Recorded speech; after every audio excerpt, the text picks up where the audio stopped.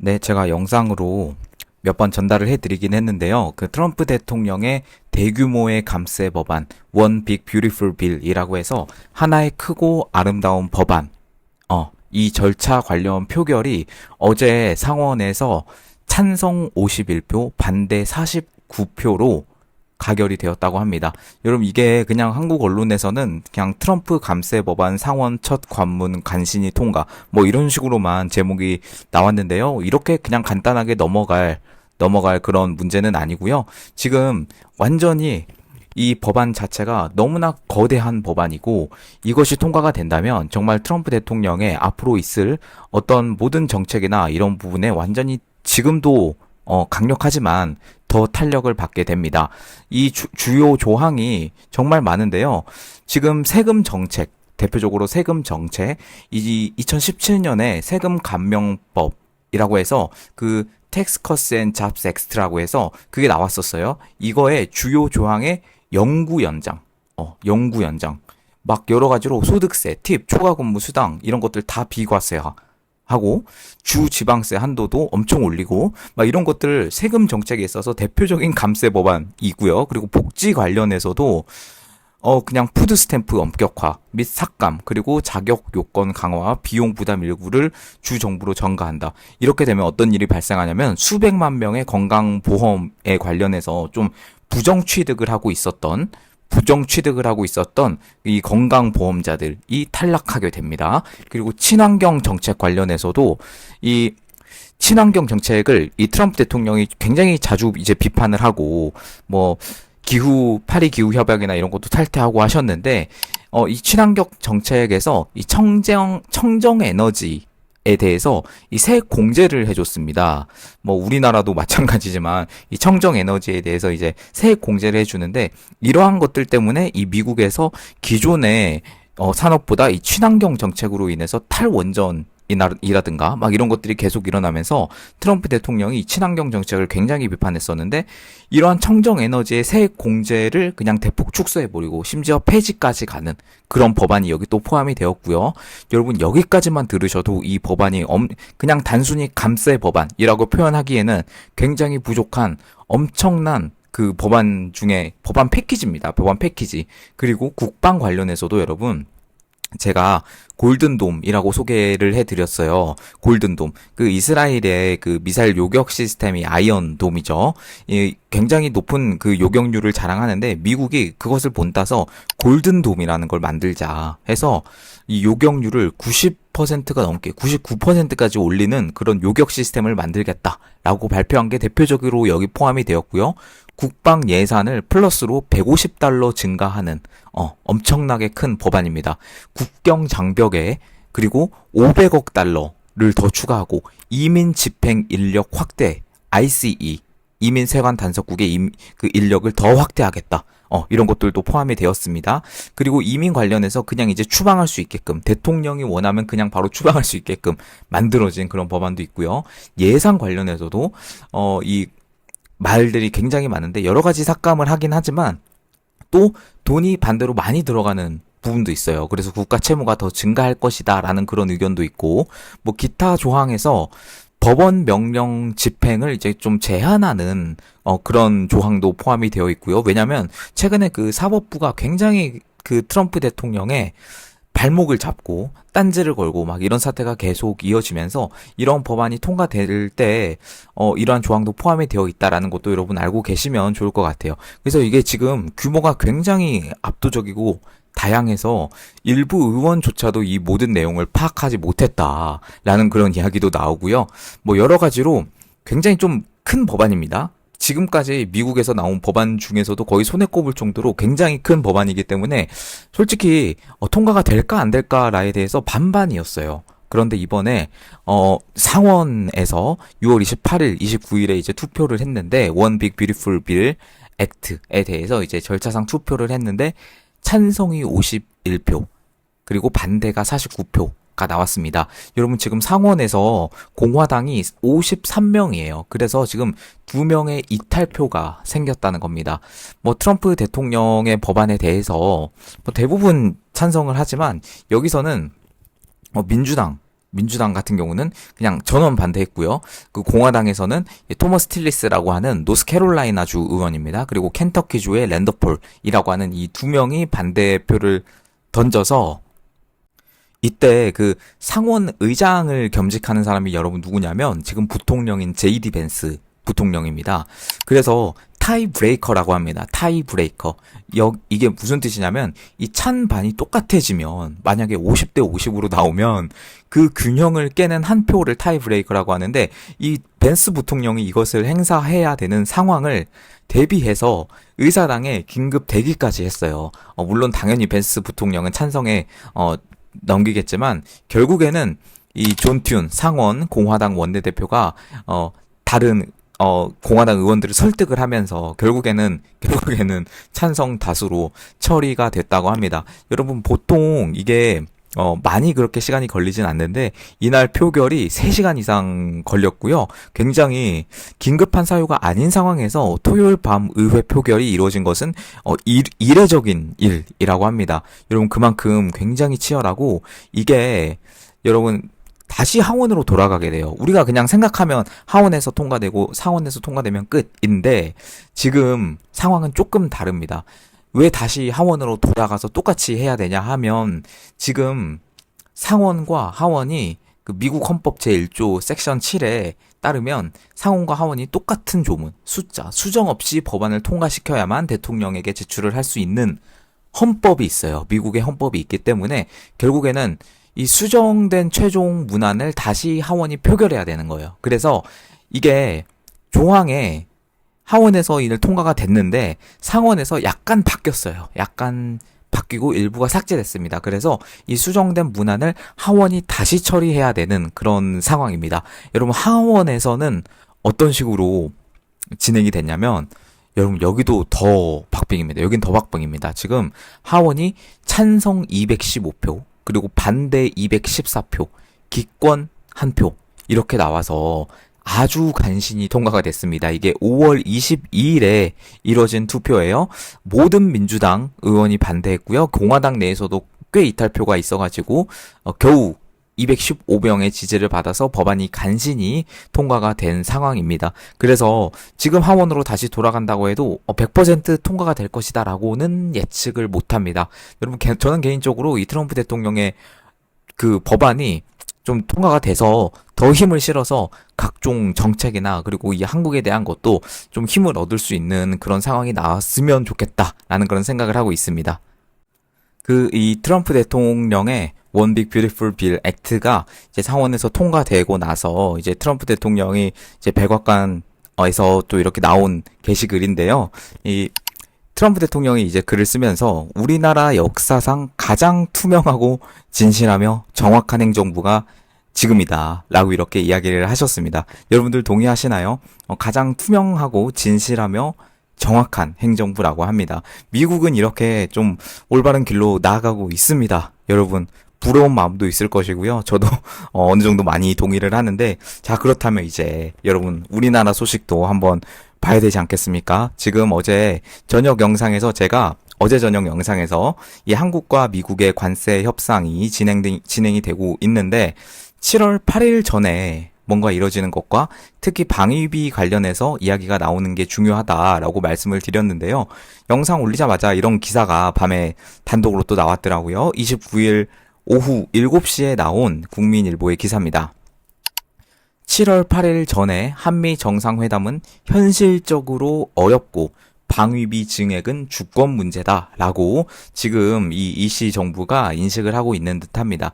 국내 문제는 모르겠지만요. 지금 국제적인 무대에서 이 대한민국의 이 위상과 어떤 그런 위치가 갈수록 점점 위축이 되고 있고 지금 6월 3일 이후로 시간이 솔직히 뭐 많이 그렇게 지나지도 않았음에도 불구하고 여러분 굉장히 긴 시간이 지난 것 같지 않나요? 그리고 여러분들도 체감이 되지 않으시나요? 좀 쎄한 느낌도 들고 그쵸? 다 똑같이 느끼실 겁니다. 그래서 이걸 보시면요. 정부가 이 미국 측과 또 접촉 시도를 했다고 합니다. 그러나 역시 또 까인 것 같습니다. 사실 이런 이야기가 이제 며칠 전에 YTN 쪽이나 있긴 했는데 좀 더 오피셜하게 기사로 나온 게 없어서 한번 제대로 보겠습니다.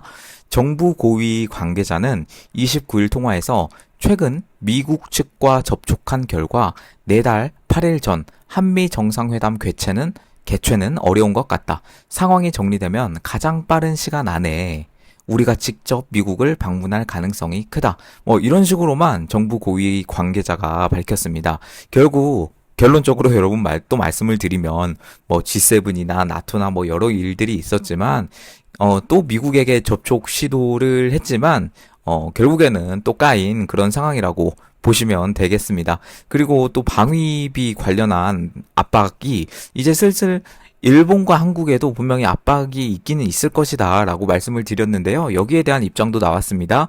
네, 여기를 한번 보시면요. 다른 정부 고위 당국자래요. 뭐 누군지 모르겠는데 아무튼 다른 나라가 국방비를 증액하라고 해서 우리가 거기에 맞춰 국가 예산 구조를 조정하는 것은 아니다. 우리 스스로 판단에 필요하면 당연히 국방비를 증액하면 되는 것이라고 말했다. 국방비 증액 가능성은 열려있지만 미국의 일방적 요구에 따른 것은 아니라는 것이다. 라고 합니다.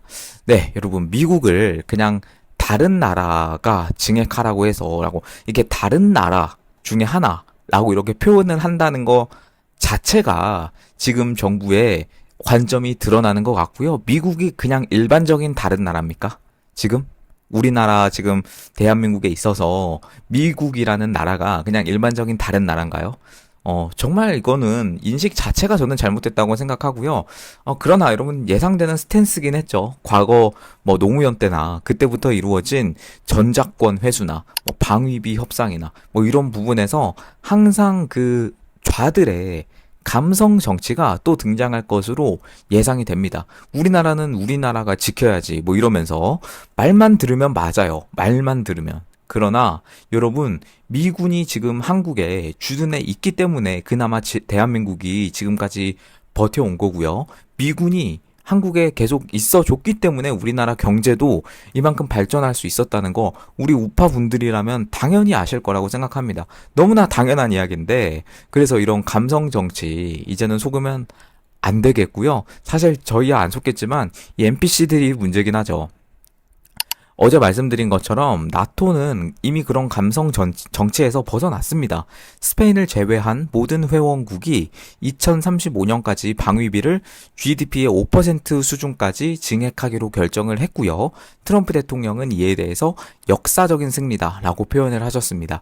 얼마 전에 있던 그 네덜란드 헤이그에서 나토 정상회의가 있었죠. 여기서 공동 성명으로 채택이 완료가 됐어요. 이거는 아예 종료가 됐고요. 문제는 바로 말씀드린 이 스페인의 사례처럼 이제 방위비 증액을 만약에 안 하면 미국의 그 요청에 따라서 안 하면 이전과는 다르게 그냥 압박 정도 뭐 그 정도로 끝나는 게 아니라 이제는 관세 협상에서 불리해질 수가 있는 겁니다. 7월 8일 날 관세 협상이 이제 마무리가 되는 7월 8일이 관세 협부가 이제 유예 마지막 날인데 물론 이제 연장될 가능성도 있지만 연장될 거라고 믿고 아무것도 안 하면 되겠습니까? 그거는 진짜 안 되는 거죠. 그래서 이런 식으로 방위비를 늘리지도 않고 안보에 무임승차한다라고 해서 관세를 바로 2배 때려버리는 지금 이런 미국과 스페인의 상황인데 무슨 전작권 회수나 그런 이야기 하면서 그 감성 자극하는 정치로 가면 절대 안 된다는 것이죠. 지금 스페인의 사례를 볼 때 이 좌쪽 정부가 들어서면 항상 피해를 보는 것은 국민이다. 이런 생각밖에 들지 않고요. 지금 페드로 산체스 이 스페인 총리도 극좌고요. 지금 그 좌파 연립정부가 구성된 상황입니다. 내각제 느낌이기 때문에 스페인은 그래서 막 이제 시위를 해도 우리나라처럼 이제 보도 한 줄 없고 그런 굉장히 좀 비슷한 우리나라랑 지금 상황이라고 보시면 돼요. 우리나라라고 다를 것인가? 지금 상황을 볼 때는요. 앞으로 나올 어떤 관세 협상이나 방위비 협상이나 뭐 이런 거를 지켜볼 때 크게 달라 보이지는 않는 것 같습니다. 물론 우리 대한민국은요. 지금 스페인과 비교가 안 되는 미국과의 강력한 동맹이고 좀 경우가 다른 부분은 있지만은요. 그럼에도 불구하고 우리나라가 그렇다고 제대로 된 스탠스를 가지고 있느냐? 그건 또 아니기 때문에 드리는 말씀입니다. 이런 말이나 하고 있으니까 지금 답이 나오겠냐는 거죠. 나토 한 번 안 간다고 손해는 아니다. 이런 말을 하고 있는 게 지금 이 대한민국이기 때문에 여러분 스페인과 다를 바가 없다라고 하는 지금 상황입니다. 지금 트럼프 대통령은요 스페인에 대해서 최악의 나라다라고까지 이제 워딩이 나왔어요. 관세 2배 때리겠다. 스페인은 최악의 나라다라고 이렇게 말을 했는데 우리나라에 대해서는 좀 어떻게 나오실지 굉장히 좀 여러분 기대가 아니라요 좀 안타까운 마음이 듭니다. 우리나라가 어떻게 이렇게 됐을지. 지금 방위비 증액 관련해서 계속적으로 이제 슬슬 이야기가 나올 것이고, 지금 한국 언론은 왜 이렇게 보도를 많이 안 하는지 좀 답답하긴 한데요. 이거 백악관에서 나온 거예요. 백악관에서 이 캐롤라인 레빗 백악관 대변인이 한국 등 아시아 동맹이 나토처럼 방위비 증액이 가능할 것이다 라고 이렇게 이야기를 하고 있습니다.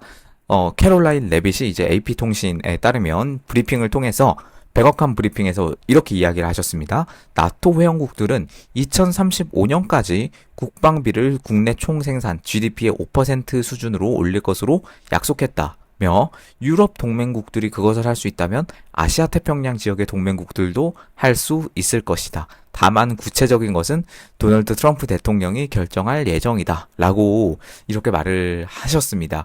여러분 아시아 태평양 지역의 동맹국들이라고 하면 어디겠습니까? 한국, 일본, 대만 뭐 여기죠. 뭐 다른 게 있습니까 여러분? 그래서 대표적으로 여러분 이 백악관 대변인 캐롤라인 레빗 대변인이 말씀하신 거는 그냥 트럼프 대통령의 말이다라고 생각하시면 돼요. 그냥 똑같다고 보시면 되고요.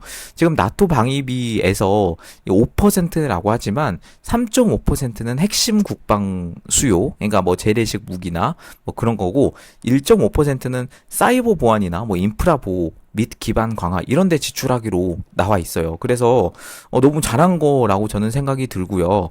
지금 우리나라도 여기에 분명히 포함될 것 같고, 지난 20일 날 이미 미국 국방부가 한국을 포함한 아시아 동맹국도 이 정도의 국방비를 지출해야 한다라고 그 싱가포르 안보 회의에서 이 피트 헤그세스 국방장관이 밝히기도 하셨습니다. 여러분 지금 이런 상황입니다.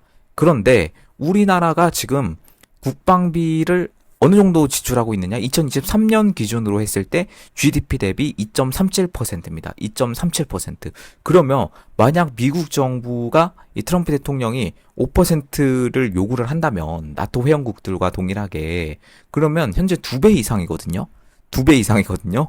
그러면 우리나라가 어떻게 나갈 것인가는 여러분 정부의 의견에 따라 갈리겠지만 지금 개인적인 예상이나 이제 또 많은 이제 우파 전문가들의 예상은 이 이씨 정부가 그리고 이 좌들이 이러한 상황을 이용할 가능성이 더 높다라고 하는 그런 말이 나오고 있습니다. 어떤 뜻이냐 하면은 기존에 여러분 주한미군이나 뭐 이런 방위비 인상이나 뭐 이런 거 있을 때 항상 미국을 무슨 악마로 묘사를 하면서 우리나라한테서 이제 돈을 뜯어가는 존재다라고 이런 식으로 여러분 프레임을 짜왔던 거 기억나시죠? 여러분 지금도 똑같이 할 거라고 저는 생각이 들어요. 지금도 똑같이.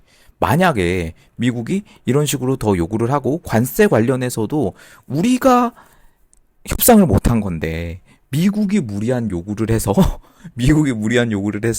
우리나라가 좀 어려움에 빠졌다라고 이렇게 결론이 나올 수도 있거든요. 여러분 그렇게 되면 진짜 속는 사람들만 속고 또 피해는 국민들만 보게 되고 그런 상황이 나오게 됩니다. 지금 윤석열 대통령이었다면요, 뭐 여러 가지로 현명하게 잘 진짜 뭐 국방비를 2배 이상 안 올리시더라도 뭐 정말 현명한 방법으로 잘 협상을 하실 거라고 생각을 합니다. 여러분 그런데 지금 윤석열 대통령님이 아니라 다른 어떤 인간이 협상을 하게 된다면 여러분 어떻게 결과가 나오겠습니까? 그런 의미에서 우리가 조금 안전벨트 식으로 좀 마음의 준비는 하고 있어야 되겠다라는 생각이 들고요. 7월 8일 날 말씀드린 것처럼 상호관세 부과 유예 마감일이 7월 8일인데 뭐 각종 외신이나 뭐 여러 곳에서 이제 유예가 될 것이다라는 말이 나오고 있기는 합니다. 저도 그게 가능성이 더 가장 높은 시나리오라고 생각은 들어요. 이 유예가 연장이 되는 게. 그러나 그렇지 않은 상황도 당연히 대비를 해야 되고요. 지금 철강 관세도 높아졌고 우리나라 이게 완전 직격탄입니다. 가전제품에 관련해서도 그렇고 이게 다 영향이 있기 때문에 만약 철강뿐만 아니라 다른 부분까지 동시에 유예가 되는 게 종료가 된다면 우리나라 진짜 힘들어질 수 있습니다, 여러분. 진짜 힘들어질 수 있습니다. 그동안의 뭐 경제 위기는, 비교가 안 될 정도로 굉장히 힘들어질 수도 있기 때문에, 여러분 이런 부분에서 좀 마음의 준비를 어느 정도 해야 되는 시점이 아닌가, 라고 개인적으로는 생각을 합니다. 그러니까 스페인도 스페인이고, 베네수엘라도 마찬가지고 과거에 여러분 지금 아르헨티나가 지금 흑자로 돌아섰거든요. 근데 이 밀레이 대통령이 제 집권을 하고 처음으로 흑자로 돌아섰는데 그 이전에 완전 좌파 정부가 포퓰리즘으로 나라를 다 망쳐놨어요. 아르헨티나가. 그래서 이제야 좀 회복하고 있는 겁니다. 여러분 역사적으로 볼 때 과연 좌우 중에서 나라의 발전에 도움이 되는 게 어디 쪽이었나요? 진짜 이거를 NPC들에게 좀 더 많이 알리고 해야 되는데 참 답답한 마음이 계속 드는 거는 사실인 것 같습니다. 네, 여러분 아무튼 간에 지금 시점에서 중요한 거 여러분 원빅 뷰티풀 빌, 이 크고 아름다운 법안이 지금 상원에서 통과가 됐다라는 거고요. 지금 계속해서 이어지고 있어요. 미국에서 이러한 법안이나 그리고 한국 선거에 대한 것도 나오고 있고요. 그리고 중요한 일정 있죠. 미국 의회에서 한국 선거 상영되는 거 그 일정도 전달을 해드렸습니다. 그리고 이 한국에 대한 상황, 관세 관련한 상황은 계속해서 쫓아가면서 상황이 굉장히 빨리 바뀌기 때문에 계속해서 전달을 해드리도록 하겠습니다. 네, 여러분 감사드리고요. 그리고 나가실 때 행진이나 집회나 나가실 때 꼭 이온 음료 챙겨가시기를 강력하게 추천드립니다. 네, 여러분 계속해서 우파 유튜브 알고리즘을 위해서 도움 요청 좀 드리겠습니다. 고정 댓글 한번 참고해 주시고요. 그리고 계좌로 후원해 주시는 분들 정말 감사드립니다. 그분들 덕분에 채널 이렇게 계속 운영할 수 있습니다. 영상 하단 마지막으로 참고 부탁드리면서 오늘 영상 여기서 마무리하도록 하겠습니다. 여러분 월요일 아침입니다. 일주일 잘 보내시기를 바랍니다. 감사합니다.